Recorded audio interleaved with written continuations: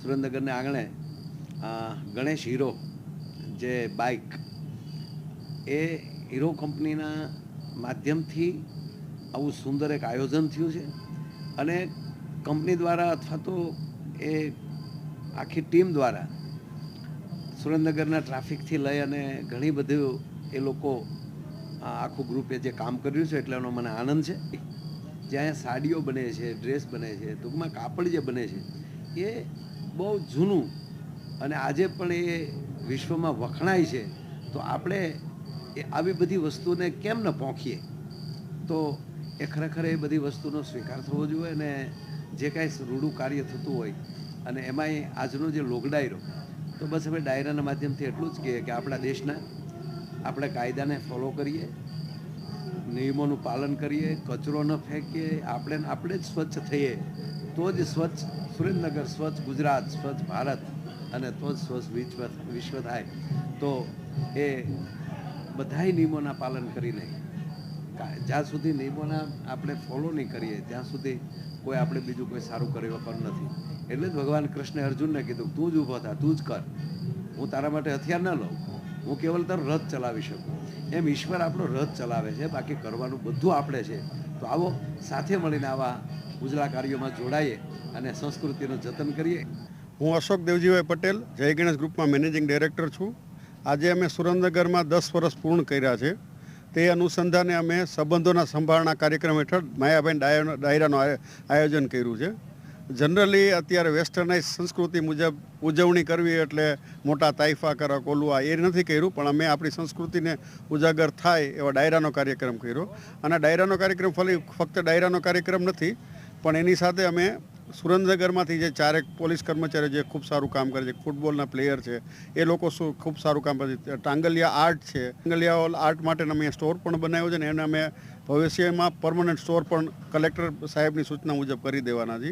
અનુભવ કર્યું છે કે આપણા સૌરાષ્ટ્રમાં બધા તાલુકાઓના પ્રમાણમાં, જિલ્લાઓના પ્રમાણમાં સુરેન્દ્રનગરમાં આપણે વધારે માનવ મૂડી ગુમાવીએ છીએ.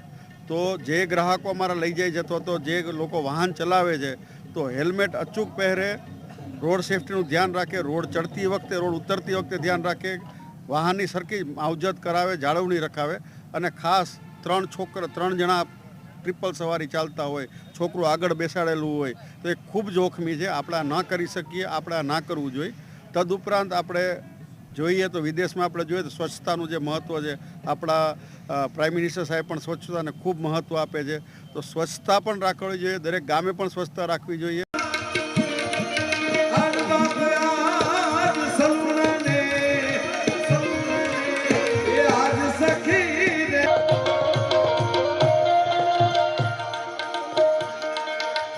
આજે સુરેન્દ્રનગરના આંગણે એમનું જે આ રૂડું જે આયોજન, મારા શબ્દોની શરૂઆત કરતા પહેલા, કાર્યક્રમની શરૂઆત કરતા પહેલા, ગણેશ હીરો માધ્યમ છે મારે તમારે મળવાનું. પણ આ નરું સત્ય કહું કે ભાવનગર મને ગમતું આપણું છે.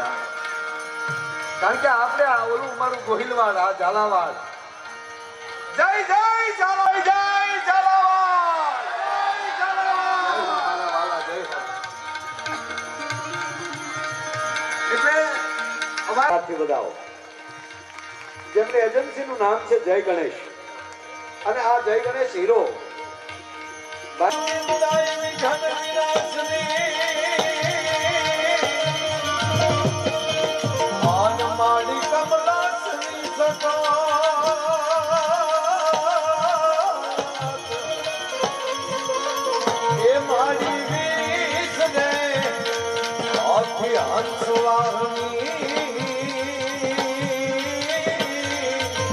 બાજુમાં હાથે વળેલી સાડીઓ,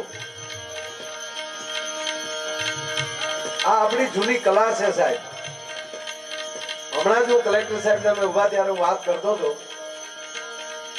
કે જે રાજ્યનું ભાષા વહી જાય, જે રાજ્યની સંસ્કૃતિ વહી જાય, ત્યારે માનજો કે તમારું માણહાઈ પણ વયું જાય છે. એમ આપણી કલા, આપણી બોલી, આપણી ભાષા, આપણી મર્યાદા એ આપણું ન જવું જોઈએ, કાયમ હસવાવું જોઈએ. એ ગણેશ હીરોએ આની ભેગું સાંકળી લીધું છે એટલે આપણને આનંદની મોટામાં મોટી વાત છે. એટલે મેં કીર્તિ સાહેબ 3 હાડીઓ લીધી, અત્યારે ઉતરીને 3 હાડી લીધી.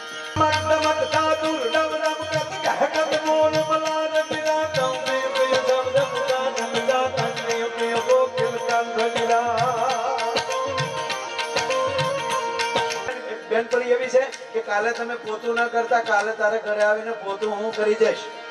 આવી બેનપણી હોય ને એને ફ્રેન્ડ રાખા. આપણા ગાળિયા કરે અને મિત્રો કેવો છો ના.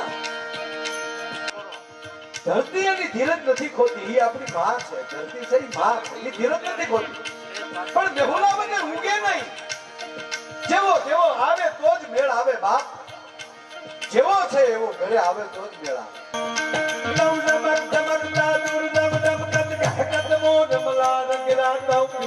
શબ્દ